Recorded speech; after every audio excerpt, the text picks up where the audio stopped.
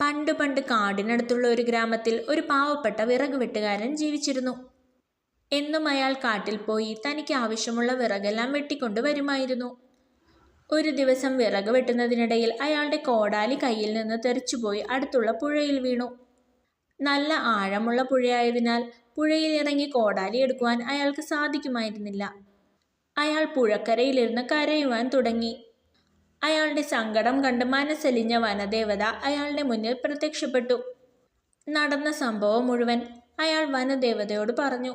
പുഴയിലേക്ക് അപ്രത്യക്ഷയായ വനദേവത വൈകാതെ തന്നെ ഒരു സ്വർണ്ണ കോടാലിയുമായി തിരികെ വന്നു. ഇതാണോ നിങ്ങളുടെ കോടാലി? വനദേവത മരം വെട്ടുകാരനോട് ചോദിച്ചു. അല്ല, ഇത് എൻ്റെ കോടാലി അല്ല, മരം വെട്ടുകാരൻ സത്യസന്ധമായി ഉത്തരം പറഞ്ഞു. വീണ്ടും വെള്ളത്തിലേക്ക് പോയ വനദേവത ഒരു വെള്ളിക്കോടാലിയുമായി തിരികെ വന്നു. ഇതാണോ നിങ്ങളുടെ കോടാലി? വനദേവത ചോദിച്ചു.